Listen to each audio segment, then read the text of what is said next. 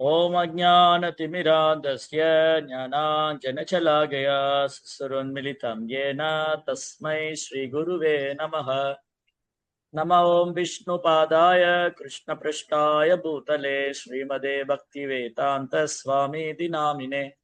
नमस्ते सारस्वती देवे गौरवाणी प्रचारिणे निर्विशेषशून्यवादी भाषातदेशतारिणे। जय श्री कृष्ण चैतन्य प्रभु नित्यानंद श्री अद्वैत गदाधर श्रीवासदि गौर भक्त वृंद। हरे कृष्णा कृष्ण कृष्ण हरे हरे, हरे राम राम राम हरे हरे। हरे कृष्णा பக்தர் எல்லாருக்கும் இனிமையான மாலை வணக்கம். தினம் ஒரு கீதை. பகவத்கீதை எளிதாக கற்று எளிமையாக பயிற்சி செய்வதற்கான வழி. சில புரோபாடைய பகவத்கீதை உண்மைறிவில் புரோபாடைய அழகான விளக்கத்தோட இன்னைக்கு நம்ம பகவத்கீதையுடைய 2ஆம் அத்தியாயம், கீதையின் உட்பொருள் சுருக்கம். இந்த அத்தியாயத்துடைய தலைப்பு இன்னொரு பேர் சாங்கிய யோகம். சாங்கிய யோகம்னா என்னது? சாங்கியம் என்றால் எண்ணிக்கை. இந்த படைப்பு எப்படி நிகழ்ந்தது? படைப்புக்கு தேவையான நிகழ்வுக்கு 24 மூலக்கூறுகள். இந்த 24 மூலக்கூறுகள் கொண்டுதான் இந்த பௌதிக இயற்கை இயங்கிக் கொண்டிருக்கிறது. அப்ப இந்த 24 மூலக்கூறுகள் எங்கிருந்து வந்தது? இந்த 24 மூலக்கூறுடைய ஆதாரம் என்ன? இந்த 24 மூலக்கூறுகள் 5 கர்மேந்திரியம், 5 ஞானேந்திரியம், 5 அறிவு புலனுணர்வு பொருட்கள், பஞ்சமகாபூதம், மனம், புத்தி, அகங்காரம், ஜடேர்கின் முக்குணங்கள். இதெல்லாம் யாற்றிருந்து தோன்றியதுன்னு ஆராய்ச்சி பண்ணி கடைசியில பகவான் ஸ்ரீ கிருஷ்ணர் தான் அனைத்துக்கும் ஆதாரம் அப்படின்னு சொல்லி பக்தி தொண்டுல முடிவதுதான் சாங்கிய யோகம். சாங்கிய யோகம் எங்க முடியுதுன்னா பக்தி தொண்டுல தான் முடியுது. இந்த பிரபஞ்சத்தை பற்றி பிரித்து ஆராய்ந்து, உடல்னா என்ன, ஆத்மானா என்ன, உடல் எப்படி இயங்குது, ஆத்மா எப்படி இயங்குது, இந்த பிரபஞ்சம் எப்படி இயங்குது, பரமாத்மா என்பவர் யார், இதெல்லாம் எங்க முடிவில் வரும்? பகவான் ஸ்ரீ கிருஷ்ணரே சர்வகாரண காரணம் அப்படிங்கிற முடிவுக்கு வர்றதா சாங்கிய யோகம். அப்ப இன்னைக்கு நம்ம பகவத்கீதையோட 2ஆம் அத்தியாயத்துல 4ஆம் ஸ்லோகம் 5ஆம் ஸ்லோகம் இன்னைக்கு படிக்கிறோம். 4 and 5. அர்ஜுன உவாச்ச கதம் பீஷ்மமகம் சங்கே த்ரோணம் ச மதுசூதனா இக்ஷுபி பிரதியோத்ஸ்யாமி பூஜாஹ அரிசூதனா.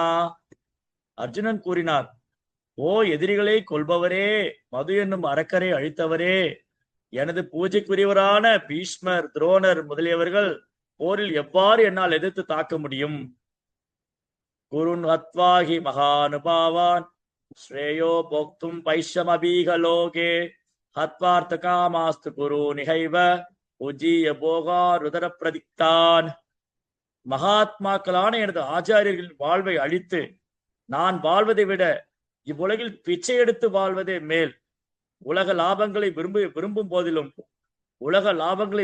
போதிலும் அவர்கள் பெரியவர்களே. அவர்கள் கொல்லப்பட்டால் நாம் அனுபவிப்பை அனைத்திலும் இரத்த கரையே படிந்திருக்கும். இப்ப என்னாச்சு? மீண்டும் அர்ஜுனன் வாதத்தை தொடங்கிட்டார். இப்ப முதல் அத்தியாயத்துல ஏறக்குறைய ஒரு 20 ஸ்லோகத்துக்கு மேல அர்ஜுனன் கிருஷ்ணாட்ட வாதம் செஞ்சார், இது யுத்தம் பண்ண மாட்டேன். இப்ப மீண்டும் அந்த வாதத்தை கண்டினியூ பண்றாரு. எப்படி கண்டினியூ பண்றாரு? கிருஷ்ணரை மதுசூதனான்னு சொல்றாரு. மது என்ற அரக்கரை கொண்டவரே, நீங்க மட்டும் மதுங்கிற அரக்கரை கொண்டிருக்கீங்க, என்ன மட்டும் ஏன் என் பாட்டனாரை கொல்ல சொல்லி நீங்க உங்க குரு சாந்திபனி முனிவரை கொல்லுவீங்களா? கிருஷ்ணரை பார்த்து இந்த மாதிரி ஒரு எண்ணத்துல அர்ஜுனன் கேட்கிறார். என்ன மாதிரி எண்ணம்? நீங்க உங்க குரு சாந்திபனி முனிவரை கொல்லுவீங்களா? உங்க தாத்தா உக்ரசேனரை கொல்லுவீங்களா? என்ன மட்டும் ஏன் என் குருவை கொல்ல சொல்றீங்க? என்ன மட்டும் ஏன் என் பிதாமகரை கொல்ல சொல்றீங்க? அப்படிங்கிற தொனியில, அப்படிங்கிற எண்ணத்துல அர்ஜுனன் கேட்கிறாரு. அதனாலதான் மதுசூதனேன்னு சொல்றாரு. மது என்ற அரக்கரை கொண்டவரே, நீங்க மட்டும் அரக்கரை கொள்வீங்க, நான் மட்டும் என் சொந்தக்காரனை கொல்லணுமா? அப்படிங்கிறது அர்ஜுனுடைய வாதம். திரும்பி அந்த வாதத்தை கண்டினியூ பண்றாரு. ஓ கிருஷ்ணா, பாருங்க, பீஷ்மர் துரோணர் எல்லாம் இருக்காங்க. பீஷ்மர் துரோணர் எல்லாம் எவ்வளவு என்ன மார்பிளையும் தோல்லையும் போட்டு வளர்த்தார் பீஷ்மர். துரோணர் தான் எனக்கு எல்லா வித்தையும் கத்து கொடுத்தார். ஆச்சாரியர், பிதாமகன், இவங்க கூடயா நான் சண்டை போடணும்? மாட்டேன். கொடூரமான செயல் என்ன பண்ண சொல்றீங்களே, நீங்க மட்டும் அசுரங்களை கொல்றீங்க, என்ன மட்டும் ஏன் கொடூரமான செயலில் ஈடுபடுத்துறீங்க? அப்படிங்கிறத இப்ப அர்ஜுனுடைய வாதம். அதுக்கப்புறம் என்ன சொல்றாரு? இந்த மகாத்மாக்கள் யாரு? பீஷ்மர், துரோணர். இந்த மகாத்மாக்கள் அவங்க வாழ்வை அழிக்கிறத விட, அவங்க வாழ்க்கையை அழிச்சு நான் வாழ்றதை விட, நான் போய் பிக்ஷை எடுத்து வாழ்றதே மேல்கிறது. நான் எங்கேயாவது போய் பிச்சை எடுத்தாலும் பிழைச்சிக்கிறேன், வாழ்ந்துக்கிறேன், என்னை விட்டுருங்க, என்னை இதை யுத்தம் பண்ண சொல்லி தூண்டாதீங்க, என்னை விட்டுருங்க, நான் போய் பிச்சை எடுத்தாவது வாழ்ந்துக்கிறேன், நான் இதை செய்ய மாட்டேன், இதை நான் செய்ய மாட்டேன். சரி, உடனே கிருஷ்ணர் சொல்லலாம், அவங்க வந்து பௌதிக விஷயத்துல வந்து துரோணரும் பீஷ்மரும் துரியோதன்ட்டு போய் காசு வாங்கிட்டு இருக்காங்க, அவங்க வந்து வயிற்று பிழைப்பு அங்க இருக்கிற இருந்துட்டு போகட்டும். நீங்க அப்படி சொன்னா கூட அவங்க வந்து உலக லாபங்களை விரும்பினா கூட, இப்ப அர்ஜுனன் என்ன முடிவுக்கு வந்துட்டாரு, அர்ஜுன் இப்ப என்ன முடிவுக்கு வந்துட்டாரு, ஒருவேளை பீஷ்மரும் துரோணரும் இந்த உலக வாழ்க்கையை அனுபவிக்க நினைச்சா கூட அவங்க பெரியவங்க தான். அந்த பௌதியத்துல நாட்டம் இருந்தா கூட அவங்க துரியோதன அரண்மனையில இருக்கட்டும், ராஜபோக வாழ்க்கையை அனுபவிக்கட்டும், புலன்பு அனுபவிக்கட்டும், ஆனாலும் அவங்க பெரியவங்க தானே. அப்போ அவங்களை கொண்டு நாம என்ன அனுபவிக்க போறோம்?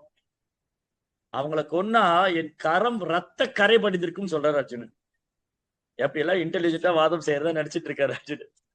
அப்ப பிரபுபாத் பொருள் சொல்றாரு, சாஸ்திர நியமங்களின்படி பகுத்தறிவு இழந்து வெறுக்கத்தக்க செயல்களில் ஈடுபடும் ஆசிரியர் நிராகரிக்கப்பட வேண்டும். துரியோதனன் செய்யும் நிதி உதவியின் காரணத்தால் பீஷ்மரும் துரோணரும் அவனுக்கு சாதகமாக செயல்பட நேர்ந்தது. உண்மையில் வெறும் நிதி உதவியை அடிப்படையாக கொண்டு அத்தகைய நிலைமை அவர்கள் ஏற்றிருக்க கூடாது. இச்சூழ்நிலையில் அவர்கள் ஆசிரியருக்குரியான மதிப்பை இழந்து விட்டனர். ஆனால் அர்ஜுனனும் அவர்கள் இன்னும் பெரியவர்களாகவே கருதுவதால் அவர்களை கொன்று பௌதிக லாபங்களை அனுபவிப்பது இரத்தக்கரை படித்து அழுகியதை அனுபவிப்பதாகும் என்று நினைக்கிறார். சோ என்ன பாயிண்ட் அப்படின்னா, ஆக்சுவலி பீஷ்மர் துரோணர் அங்க இருந்துக்க கூடாதுங்கிறது. ஏன்னா துரியோதனன் தவறு செய்யறவங்களை திருத்த வேண்டியதான் ஆச்சாரியனுடைய கடமை. ஆனா ஆச்சாரியர் என்ன பண்ணிட்டாங்க, அவர் கூட இருக்கு. இப்போ ஒரு உதாரணம், என்ன உதாரணம்னா, பீஷ்மர் துரோணர் இவங்க துரியோதனன் பக்கம் இருக்காங்க. ஆனா பலி மகாராஜ் என்ன பண்ணாரு, சுக்கராச்சாரியர் வார்த்தையை மீறி வாமன தேவருக்கு தானம் கொடுக்கிறார். அப்ப பாருங்க, பீஷ்மரும் துரோணரும் பெரும் கற்றறிந்தவங்க. பீஷ்மருக்கு அனைத்து சாஸ்திரம் தெரியும், பிதாமகன். துரோணர் பெரும் ஆச்சாரியர், உயர்ந்த பிராமண குலத்துல பிறந்தவர். ஆனா அவங்க என்ன பண்ணாங்க, தங்களை வந்து இந்த அஸ்தினாபுரம் தான் பராமரிக்குது, அஸ்தினாபுரம் தான் எங்களை மெயின்டைன் பண்ணுதுன்னு சொல்லிட்டு அவங்க அஸ்தினாபுரத்து அரியாசனத்துக்கு விசுவாசமா இருக்கும்னு நினைக்கிறேன். அதுதான் எங்க தர்மம். எங்க தர்மம் என்ன, அஸ்தினாபுரத்து அரியாசனத்துல இருக்கிறவங்க எங்களை பாதுகாக்கிறாங்க, நான் அவங்களுக்கு பாதுகாப்பு தரணும். இது பேரளவான தர்மம். ஆனா பலி மகாராஜ் என்ன பண்ணாரு, சுக்கராச்சாரியர் குரு, அசுர குல குரு. பலி மகாராஜா தேவர்களால் தாக்கப்பட்டு உயிரே விட்டுட்டார். பலி மகாராஜ் உயிரை விட்ட பொழுது பலி மகாராஜோட சரீரத்தை அசுரர்கள் எடுத்துட்டு ஓடி வராங்க. தேவருக்கும் அசுரருக்கும் பயங்கரமான யுத்தம், தேவாசுர யுத்தம், பயங்கரமான யுத்தம் நடந்தது தேவருக்கும் அசுரருக்கும். அந்த தேவாசுர யுத்தத்துல தேவர்களால தாக்கப்பட்டு பலிபராஜ் இந்திரனுடைய வஜ்ராயத்தினால தாக்கப்பட்டு பலிபராஜ் உயிரை விட்டார். அவர் உடலை தூக்கிட்டு ஓடி வராங்க அசுரங்கள்லாம் குலகுரு சுக்கராச்சாரிட்ட. பலி மகாராஜ் கொல்லப்பட்ட உடனே அவருடைய சரீரத்தை தூக்கிட்டு இந்த அசுரங்கள்லாம் ஓடி வராங்க சுக்கராச்சாரிட்ட. சுக்கராச்சாரியர் அந்த மிருத சஞ்சீவினி மூலிகை வைத்து வேத மந்திரங்கள் எல்லாம் பாராயணம் செஞ்சு அவர் என்ன பண்ணாரு, பலியை மீண்டும் உயிர்ப்பிக்கிறார். பலிக்கு மீண்டும் புது உடல் கொடுக்கிறாரு, புது வாழ்க்கை. தன்னுடைய உடலை விட்ட சீடனுக்கு புதிய வாழ்க்கை கொடுக்கிறார் சுக்கராச்சாரியர். அப்ப பலி மகாராஜா தன்னுடைய ஆத்மாவே சுக்கராச்சாரிய பாதத்துல விட்டார். என்னுடைய வாழ்க்கை என் குருவுக்கு சேவை பண்றதுதான். அதனால சுக்கராச்சாரியர் என்னெல்லாம் சொன்னாரோ பலி மகாராஜ் செஞ்சார். நீ 100 அஸ்வமேத யாகம் பண்ணு, 100 அஸ்வமேத யாகம் பண்ற. நீ வந்து இந்த 100 அஸ்வமேத யாகம் பண்ணி பிராமணர்களை திருப்திப்படுத்தணும், சரி பிராமணரை திருப்திப்படுத்துறேன். அப்புறம் வந்து தானம் கொடுக்கணும், எல்லாம் பண்ணார். சுக்கராச்சாரியர் என்னன்னு சொன்னா எல்லாம் செஞ்சார். செஞ்சு இந்த முறை பலி மகாராஜா புது பொலிவோட போய் தேவர்களை தாக்குறார். தேவர்களை தாக்கி 3 உலகத்தையும் பலி மகாராஜ் தன் கட்டுப்பாட்டில் கொண்டு வந்துட்டார். வெறுமனே பிராமணர்களை திருப்திப்படுத்துறதுனால. அவருடைய குருவையும் பிராமணர்களையும் திருப்திப்படுத்துனதுனால பலி மகாராஜா 3 உலக சக்கரவர்த்தி ஆயிட்டார். அப்ப நல்லா யோசிச்சு பாருங்க, சுக்கராச்சாரியர் வந்து வைஷ்ணவ குரு அல்ல, ஒரு தூய பக்தர் அல்ல, அவர் ஆச்சாரியன் அல்ல, அவர் குலகுரு, செமனல் குரு. அவர் வந்து அசுர குலகுரு, அவ்வளவுதான். அங்க யாகத்துல வந்த பிராமணர்ல தூய பக்தர், வைஷ்ணவர் இல்ல, பிராமணர்கள். அப்ப வெறுமனே பிராமணருக்கும் குருவுக்கும் திருப்தி செஞ்சதுனாலேயே, அவங்களுக்கு சேவை பண்ணதுனாலே பலி மகாராஜா 3 உலக சக்கரவர்த்தி ஆனார். அப்படி இருக்கும்போது ஒரு தூய பக்தர் ஆன்மீக குருவா இருக்காரு, ஒரு தூய பக்தர் அங்கீகரிக்கப்பட்ட அதிகாரப்பூர்வமான ஆச்சாரிய சம்பிரதாயத்தில் வரக்கூடிய ஒரு தூய பக்தர் நமக்கு ஆச்சாரியரா குருவா இருக்காரு. நம்ம எவ்வளவு பெரிய பாக்கியம் பண்ணிருக்கோம். அந்த குருவுடைய வார்த்தையை நிறைவேற்றுறதுனால நம்ம எங்கிருந்து எங்க போவோம்? இந்த ஜட உலகத்திலிருந்து விடுபட்டு பகவானுடைய ஆன்மீக உலகத்துக்கு போக முடியும். ஒரு தூய பக்தருடைய வார்த்தையை நம்ம ஃபாலோ பண்ணா ஆன்மீக குருவுடைய கட்டளையை குருமுக பத்ம வாக்கியா சித்தைதே கொரியாய்க்கு ஆர்ண கொரிகமான ஆசா ஆன்மீகருடைய கட்டளை நாம் சிறமேற்கொண்டு செய்தால் இந்த ஜட உலக வாழ்க்கை விடுபட்டு நம்ம கிருஷ்ணனுடைய கோலோக விந்தானத்துக்கு போகலாம். வெறுமனே வைஷ்ணவருக்கு சேவை பண்றதுனால நம்ம கிருஷ்ணர் மேல தூய அன்பு கிடைக்கும். வைஷ்ணவருடைய ஆசீர்வாதம், வைணவருடைய ஆசீர்வாதம் இருந்தா கிருஷ்ணர் மேல தூய அன்பு கிடைக்கும். குருவுடைய கருணை இருந்தா கிருஷ்ண பிரேமம் கிடைச்சு நம்ம பகவான்கிட்ட போயிடுவோம். இங்க பலி மகாராஜ வாழ்க்கையில அவர் வெறுமனே குருவுக்கும் பிராமணருக்கும் சேவை பண்ணியே 3 உலக சக்கரவர்த்தி ஆயிட்டார். அப்படி 3 உலகத்துக்கு சக்கரவர்த்தியான பலி மகாராஜா இதெல்லாமே குருவோடைய அனுகிரகத்தினால கிடைச்சது. 3 உலகத்துக்கு பலி சக்கரவர்த்தி ஆனது, 100 அஸ்வமேத யாகம் பண்ணது, பிராமணருடைய ஆசீர்வாதம் பெற்றதெல்லாம் சுக்கராச்சாரிய அனுகிரகம். பலிக்கு உயிர் கிடைச்சதே சுக்கராச்சாரிய அனுகிரகம். அப்பேற்பட்ட சுக்கராச்சாரியர் பலி மகாராஜ் தூக்கி போட்டார். எங்க தூக்கி போட்டாரு? அவர் விஷ்ணு பக்திக்கு எதிரா இருக்காரு. வந்திருக்கிறது விஷ்ணு பகவான் கிருஷ்ணர். விஷ்ணு தான் வாமன ரூபத்துல என்கிட்ட தானம் கேட்டு வந்திருக்காரு. சுக்கராச்சாரி தான் சொன்னாரு பிராமணனுக்கு தானம் கொடுக்கணும்னு, கொடுக்காதேன்னு சொல்றாரு. இது முரண்பாடா இருக்கு. சாஸ்திரத்துக்கு எதிராக செயல்படுறார் சுக்கராச்சாரியர். சாஸ்திரத்துக்கு எதிராக செயல்படுறார். இவர் உண்மையா இல்ல, இவர் வார்த்தையை நான் ஃபாலோ பண்ண மாட்டேன்னு பலி மகாராஜா என்ன முடிவெடுக்கிறார்? சுக்கராச்சாரியர் நிராகரிக்கிறார். தன் குருவையும் நிராகரித்து குருவுடைய சாபத்துக்கு ஆளானார். சுக்கராச்சாரியர் சொல்றாரு, பலி நீ என்ன மீறி தானம் கொடுத்தா நீ எல்லாத்தையும் இழந்து நடுத்தருவில் நிப்பாரு. அதுவும் நடந்தது. சுக்கராச்சாரிய வார்த்தை சாபத்தினால பலி மகாராஜா வாமன தேவட்டை எல்லாத்தையும் இழந்தார். ஆனா பலி மகாராஜா ஒண்ணு மட்டும் இழக்கல. அவர் கொடுத்த வாக்குறுதியை காப்பாத்தணும்.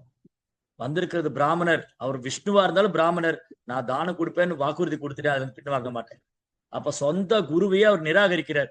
உயிர் தந்த குரு, வாழ்க்கை தந்த குரு, 3 உலகத்தையும் மீட்டு தந்த குருவை தூக்கி போட்டார் பலி மகாராஜ்.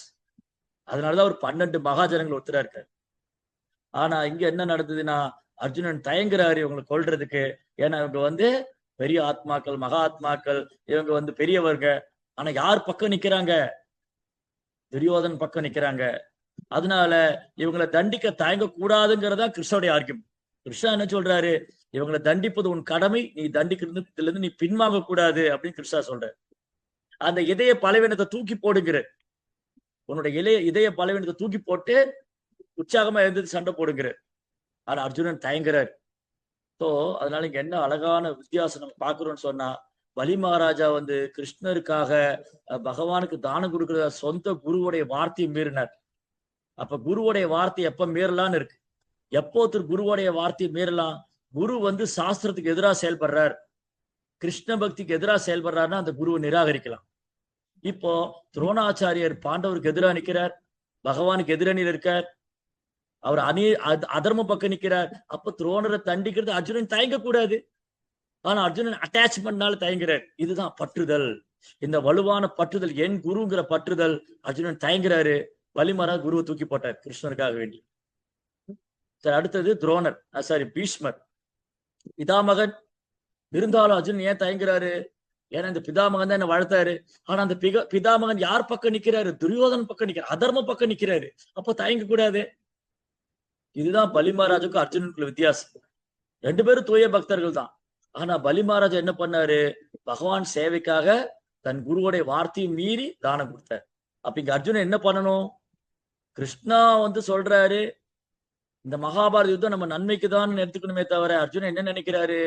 இது எனக்கு வருத்தம் கொடுக்கும், நான் பிச்சை எடுத்தாவது வாழ்ந்துக்கிறேன், இந்த சண்டை போட மாட்டேன் அப்படின்னு அர்ஜுனன் பின்வாங்கலான்னு நினைக்கிறாரு. இப்போ ஒரே குழப்பம் ஆயிடுச்சு. மீண்டும் தன்னுடைய ஆர்கியூமெண்ட்டை தொடர்ந்து இருக்கார். அதுக்கப்புறம் என்ன நடக்க போகுதுங்கிறத நாளைக்கு பார்க்கலாம். இப்ப இன்னைக்கு ஒரு பாடம் என்னன்னு சொன்னா, இன்னைக்கு நம்ம கற்றுண்ட பாடம், எப்போ குருவோடைய வார்த்தை மீறி செயல்படலாம்னா அவர் கிருஷ்ண பக்திக்கு எதிராக இருக்கார், அவர் சாஸ்திரத்துக்கு எதிராக இருந்தாருன்னா அந்த குருவை நிராகரிக்கலாம். இப்ப இங்க அர்ஜுனன் ஏன் துரோணரை கொல்லலாம்? அவர் அதர்ம பக்கம் நிக்கிறார். ஏன் பீஷ்மரை கொல்லலாம்? அவர் அதர்ம பக்கம் நிக்கிறார், பகவானுக்கு எதிரணியில் இருக்கார், பக்தருக்கு எதிராக நிக்கிறார். அதனால அவங்க தண்டிக்கத்தக்கவர் தான் அப்படிங்கிறது. ஹரே கிருஷ்ணா. ஜெய் ஸ்ரீல பிரபுபாத் கி ஜெய். ஓகே.